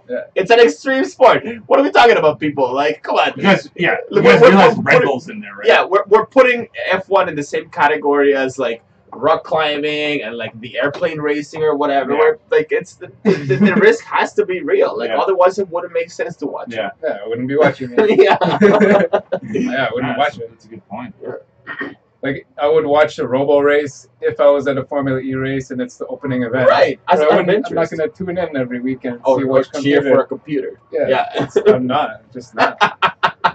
I would cheer for like the whole idea of it to be cool. Mm-hmm. Like I still want robo racing and like autonomous vehicles to race each other. I think it's an interesting thing. But that might be like my inner geek. I still wouldn't like follow a full championship. I don't think anyway. So at the start of this podcast, you said, Silverstone is awesome, but I'll never get the chance to like see what it feels like to go around there. Blah, blah, blah, blah. So we've talked a bit on this podcast about F1 experiences. Okay. Which anyone who hasn't, I recommend you go to f1experiences.com and just get a small idea what it's all about. Yeah, just have a look and see what it's about. So I guess most people have seen the F1 two-seater, which is a built-up Tyrrell. It's a really old F1 car. And so what F1 has done is brought in a man named Mike Gascoigne, who used to be Renault, Toyota, and Caterham's technical boss. And he's now got a 30-man team to revamp and rebuild and modernize the two-seater to bring it to every race next year. So they're going to be having, for sure, contests and all kinds of stuff to get rides in this thing. This is going to be the unofficial like other team of F1. It's gonna have mechanics. Oh my god! Everything is gonna be like. Remember we saw Frankie Muniz, Malcolm in the middle. I took a ride in the two-seater. I'm gonna go get this more beer. Sure. So the two-seaters at this race, and then this year it's going to be at Hungary, Spa, Monza, the USA, and Mexico for rides. Nice. I think Ted said something like $6,000 for a lap or something like that. Shit. After he talked to Frankie Muniz. Yeah. And I don't know. It looks super cool though. I don't have an article to pull up, but I guess most people have seen it. And so it's like something that happened like on the Thursday or the Saturday or Friday? I think the Thursday, Friday, all the days, I guess. Right. I don't really know. You just pay and you're like, book me for 3 laps. Because the thing is, if you go to f1experiences.com, they actually sell different experiences for every race. I'm not ruining your experience of going to the website. But when you go there, we're going to go together. Everything, let's go there now. Everything is so extravagant on the site. It just says, contact us for pricing and information. So it's like hey, you could have dinner with a driver, go for a paddock tour, and have a lap in the 2-seater. Contact us for the price. And you probably can't afford it.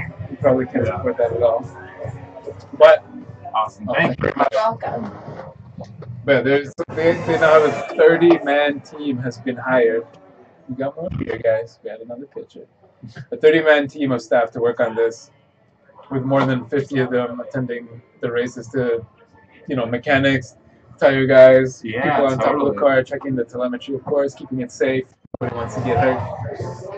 Yeah, look how many different experiences are for sale. 2 for Belgium, 1 for Italy, Singapore, Malaysia, Japan, Texas, and Mexico. And if you have to ask the price, yeah, that's what you're just saying. Yeah, you must contact for info. Yeah, just because you missed it, they're bringing back for every year next year, modernized, new chassis and everything with a 30-man. Yeah. I was here for that. Woo! So cool. Damn, yo. I think the last thing I have to say this podcast is this podcast Williams' 40th anniversary. Are you kidding me? This podcast we still haven't even gone through I know you got some more points. Anyway, go on. That's all my main points. Williams' 40th anniversary. It's pretty cool. And they actually have they're dropping a movie. About Sir Frank Williams. About Sir Frank Williams. Claire's in it. So I'm definitely gonna watch. I think that movie comes out this weekend or Tuesday or something. Sometime in the next few days. Yes. So we talked about Lewis not being there. We talked about the British Grand Prix and like the many variations of it and like the many like things that could be in store in the future for it.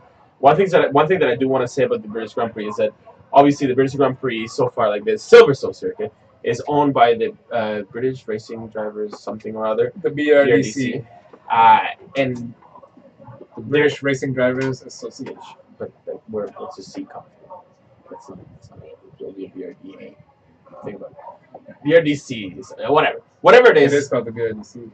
Whatever it is, whatever it actually stands for, they own the circuit, and it's like people like Martin Brundle, Damon Hill, whatever. They're part of the BRDC, like as racing drivers, and they run the event. They've done an amazing job so far. Club. Yeah. At keeping the event alive or whatever. Except for signing that contract. Except there's only like at one point like it has to come to reality and like it's just not sustainable anymore despite their best efforts. There has to be. Well, their best effort was putting the prices up to like $300 or more a ticket.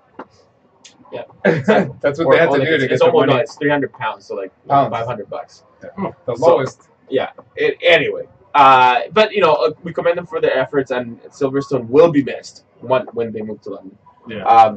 Another thing. Robert Kubica has been making the rounds. So this has to. His name is if Mike, if you want to like look him up, his name is spelled Kubica. Yeah, Kubica. Kubica. So Robert Kubica is actually he was one of F1's rising stars, like a really, really crazy talent. He basically got Poland into F1, the whole country of Poland. First Polish F1 driver to make an impact. Definitely first Polish F1 driver to win a race in an underpowered Sauber. Well, actually not that underpowered. They still had the BMW engines, but in a Sauber, that wasn't.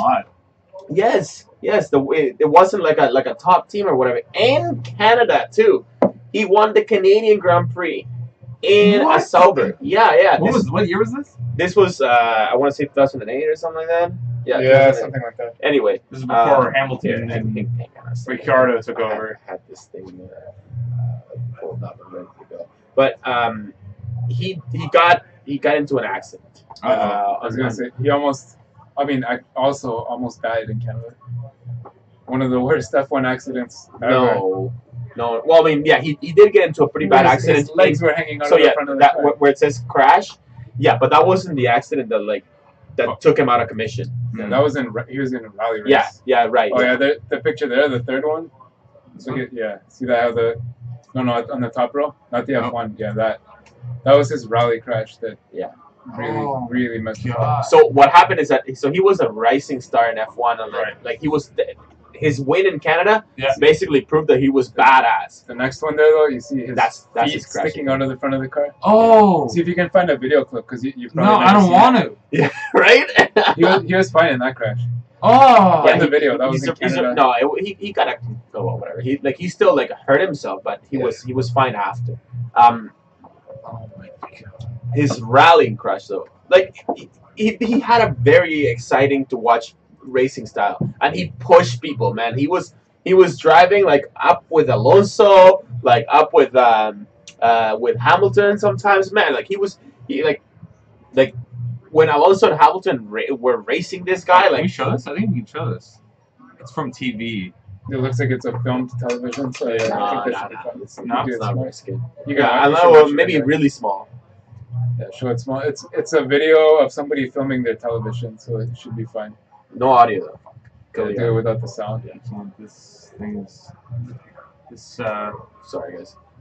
Anyway, so Kubica, racing star in F1, and then during one of his weekends off, instead of partying in Greece like Lewis, he went and participated in a rally race, and something went horribly wrong in that rally race, and he really fucked himself. And he was even told, by his doctors not to even like race for like a year. oh my god. Yeah, that's right where we're sitting at. That's the hairpin. That's the outside of the hairpin right there, or the entrance to it. The entrance and the people outside. aren't seeing this, by the way. No.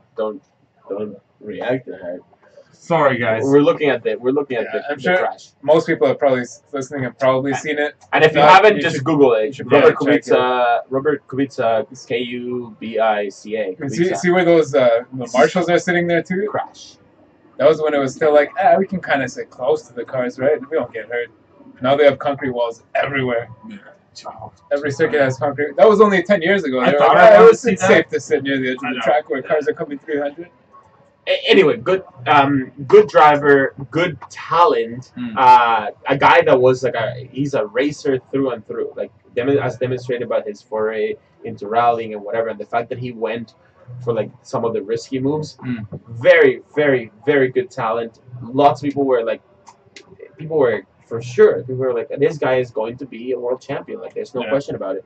Eventually, if he's given like enough, but then his accident happened, and then doctors told him that he couldn't race for a while. So obviously, his F1 life was terminated. But now they're actually talking about bringing him back to F1. Really? Yes, after years of Has not he been being in the driving? sport. He's been Yeah, driving he has like been. other series. He's been He's been doing some F1 tests recently.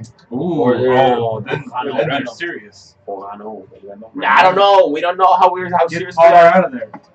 Of course, yes. I He know would how be- much you hate him. on the Oh yeah, there it is. Um, yeah. But he's been doing some tests for Renault. I know. Renault.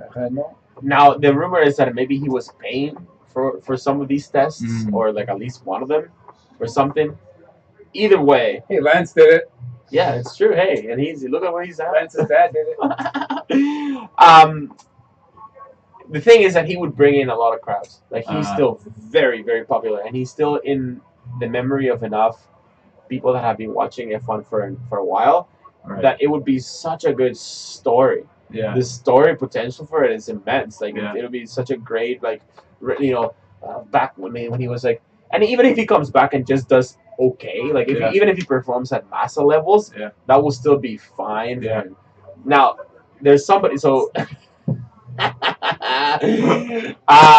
Renault though as a team is a team that is a bit like in a bit of a miss right now, where they don't know where they're going.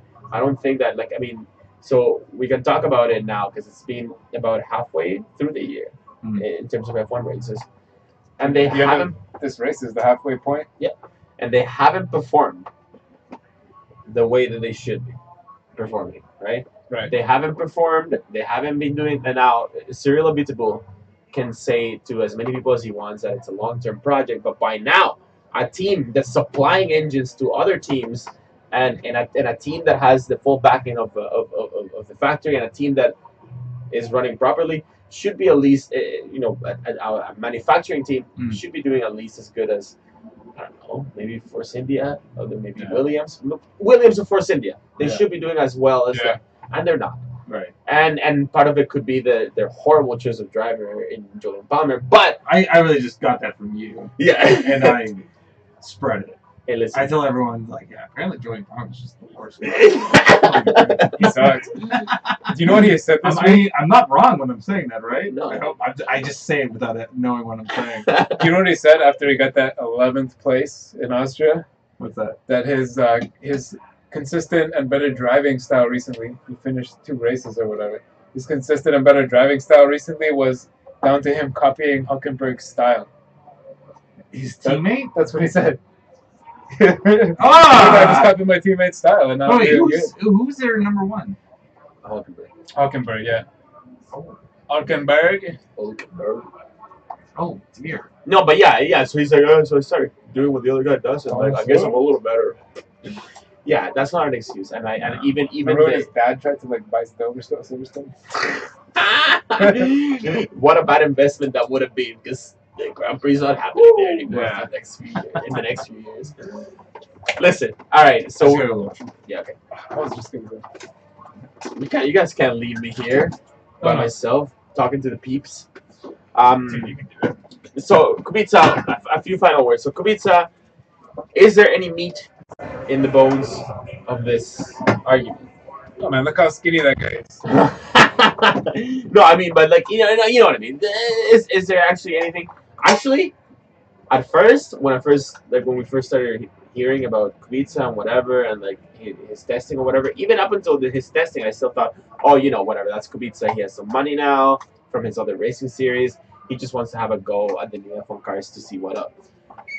And then he finagled some sort of a deal with like the connection that he still has in the sport. Now it's actually looking just based on the fact that who can be better than it couldn't get much worse than Julian, number one, and number two, the sheer PR potential that this could have as a story, like it could even mean like, okay, so you know how Liberty Media basically made this F1 Live in London event happen, and like they would have had to like strong arm the teams into like either by offering whatever, like any kind of incentives, but like they would have had to like take the lead and like say, we're doing this and this is the time that you're committing for us and whatever, like strong arming. So clearly, there's no doubt in my mind that they had asked the drivers. Hey, whatever it is, however they went about doing this, it's clear to me now that the Liberty Media has quite a bit of power in terms of making the teams do stuff if it's good for the sport, right? I think the teams are at least as convinced as you and me are. Yeah, right.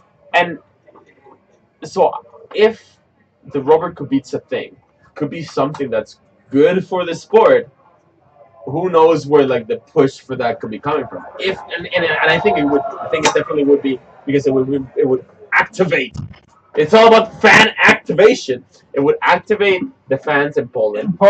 It would be a great story for all of us who remember Robert Kubica's like climb up through the ranks and whatever. It would, if it's something that can be, and if he's just as a good enough driver, that would be worth it. Number one, for him to come back. So I am actually looking forward to more developments coming from the Robert Kubica story. How old is he now? Look it up. Can we find that out? Yeah. He's gonna be like in his 40s though. No. You just No. old. He was contemporary to Lewis, I think. What? Yeah. He can't be 30. Yeah, man. He just has bad hair. He's 32. What? Yeah. He's a year older than me. Oh my god. No man, he looks like he's 42. Yeah, but that's because the hair. It's not just the hair. Of course, it is the hair. His face looks hard. If you put like a hardened. Well, because he got into a car crash. Yeah. A couple actually. A couple. Yeah. Couple big ones. Yeah. Jeez, damn. But there's some people that age like, dude, we don't know how we're gonna look in like a few years from now. I mean, yeah, actually, in a year we'll still probably have all of our hair, but in 10 years. I got ID'd recently. Nice.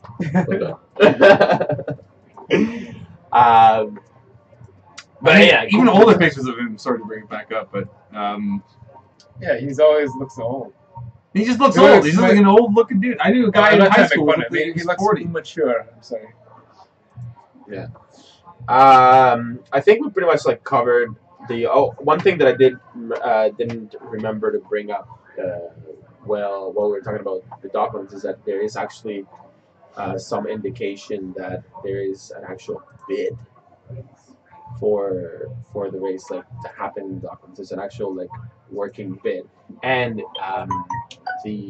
so at the London event, and this was from Joe Sayward's blog. At the London event, he said that he went to a London event and he like walked around, and there was one area where there were a bunch of race promoters hanging out, like current race promoters. But with them, along with them, so this would be the people that the people that put on the Canadian Grand Prix, the people that put on the Grand Prix around the world, the organizers for the Grand Prix, Grand Prix around the world, they were hanging out there. Some of them, except for like a couple, didn't show up. But interestingly, it was all of like the current race promoters, or like except for like 2 or 3 of them, plus this like secret bidder or whatever, like another promoter, a last promoter that was a promoter in bid. Like this wasn't a current promoter. This was somebody, some sort of details weren't provided, obviously, but so there was a third party, not a third party, but somebody else in that meeting where the promoters were meeting with Liberty Media that was an in the works promoter. Now, whether or not this was His owls? His other owls? Just somebody trying to work the race in London, which would make sense. Okay. And like now, would it make sense that it was the Docklands people? I think so. I think if we can put 2 and 2 together, and we know that there's an open bid right now for the Docklands race, and that somebody else somebody that was the secret bidder was hanging out with the other race promoters in the London event. Let's put 2 and 2 together here and say that like the people from the Docklands are actually serious about it. Not Bernie's owls. Maybe they are actually Bernie's owls too. They can speak.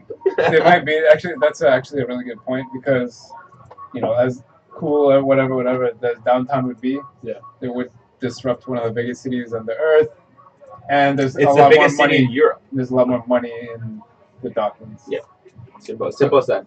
And actually, I forgot about this until the second. This is a proposed Copenhagen Grand Prix in Denmark. Oh, I heard about this. Yes, because of Magnussen. But Magnussen, yes, they're actually serious as well. Like, they're actually very serious about this. Yes. Where the city is behind it, would be the only circuit that crosses 2 bridges. One of them is actually a huge bridge. It's a figure of 8 circuit. That's amazing. It goes past the parliament building or whatever it's called. I forget. It also has. Come see where the HC Anderson's Boulevard.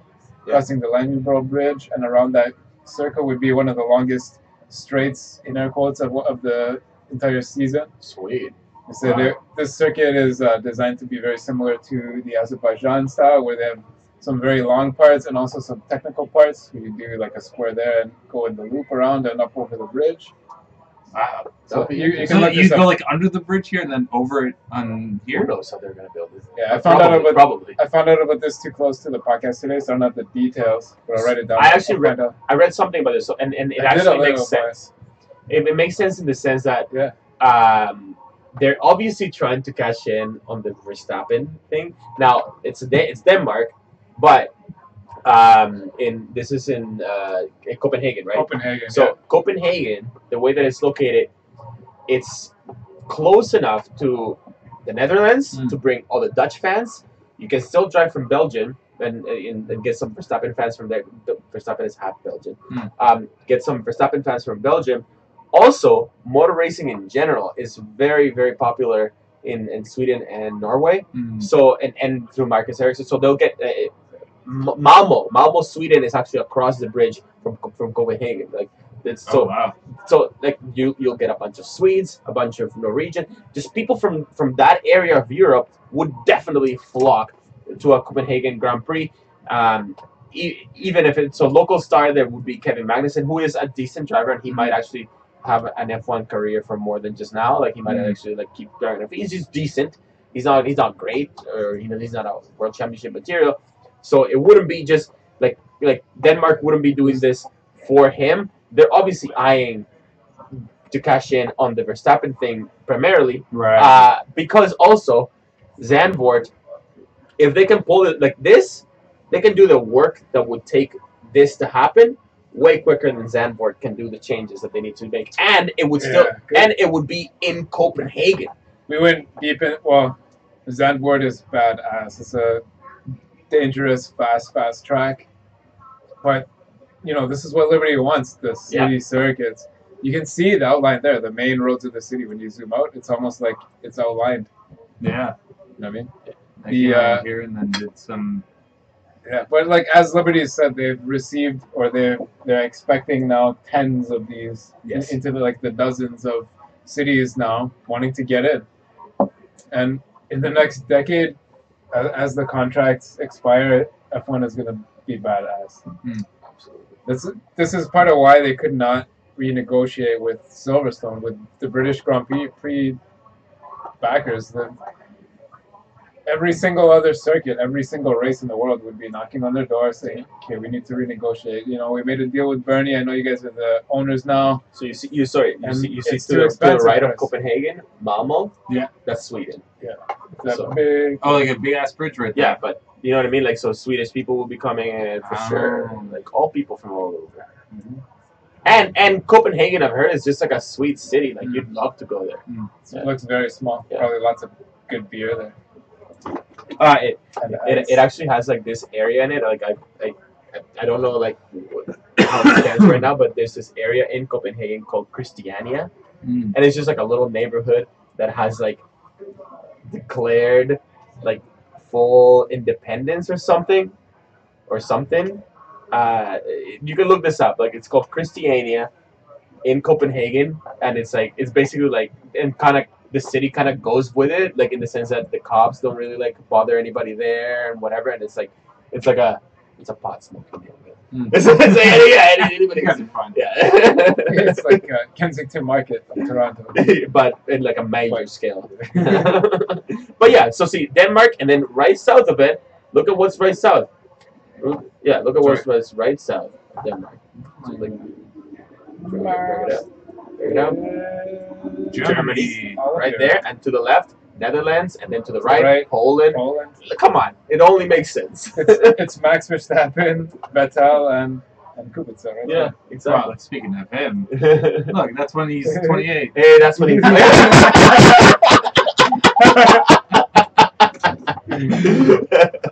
Yeah. Oh shit. All right, what do you like? Let's not forget, like we didn't say this during the pre-show. Oh, sorry, not during the pre-show. During the this little segment when you announce shit. Let's talk about let's remind people that this weekend, if you're anywhere in the Toronto area, we will be having the F1 NTO event at Betty's. It's right next door from here. Right next door to us. This bar even uses Betty's pictures. Yeah. So it's a Betty's upstairs, the British Grand Prix.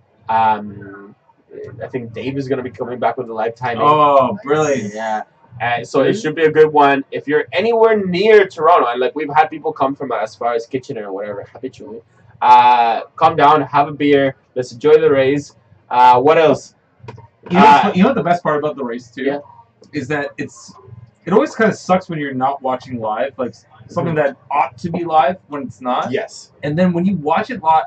Not live with people. It makes it. It's a whole different thing. Yeah. Everyone like gets out of their seats. We're all like, "Oh my god!" We all clap. It's brilliant because everyone's got the same mentality. We don't spoil it for anybody. Yeah. Don't look at the news. Show up with your mind cleared. And everyone's so and like can't wait till 3 o'clock to start. Just watching it with like one more person like gets you aware of like so many more things. Now imagine like on an open forum, so we're watching and like whatever I don't get because I'm distracted or I'm pouring beer or whatever.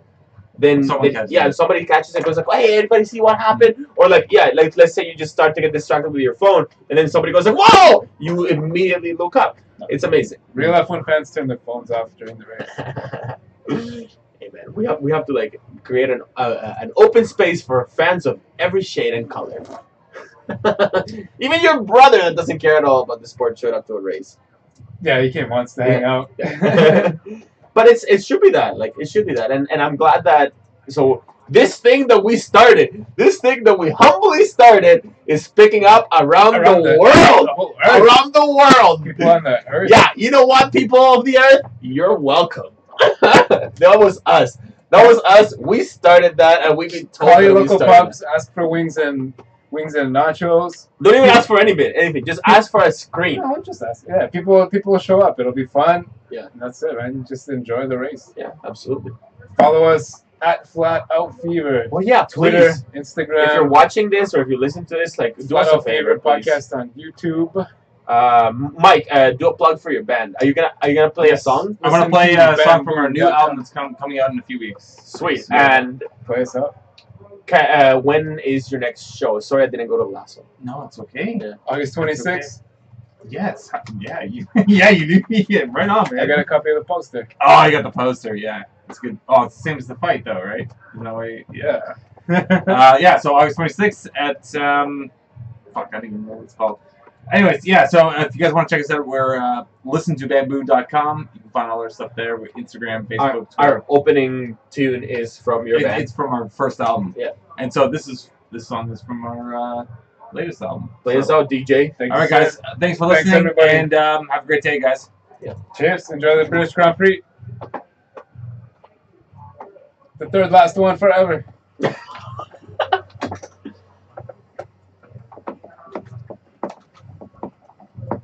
That's nice. That was pretty solid. Okay, guys. Sorry, I'm gonna make a call right now. Now that I can. That's right. Woo! That was good. Hi. Hello. Hi. It's Javier. You're. I didn't go missing. I did miss your call though, Rob. So right now I'm still like a bit tied up. But is it okay if I come by? Like, let's say, hang on a second. It's what? It's almost 8 o'clock now. Is it okay if I come by around 9?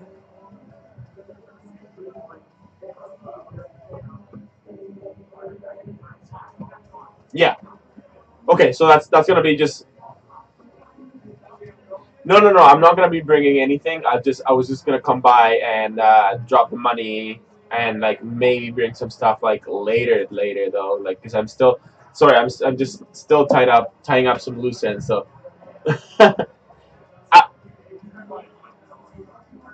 No. I was actually thinking of doing the bulk of my moving tomorrow morning, if that's okay. Yeah. Okay, alrighty. See you then. Actually, and so it's on Jarvis, but what was the address again? 192 Jarvis. Okay, we'll see you there. Alright, bye.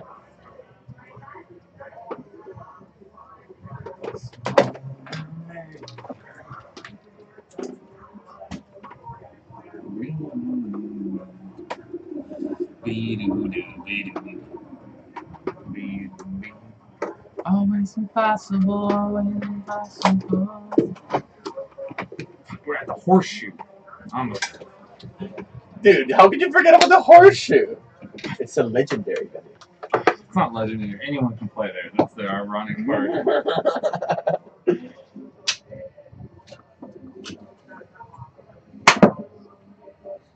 It's not like it used to be, my friend.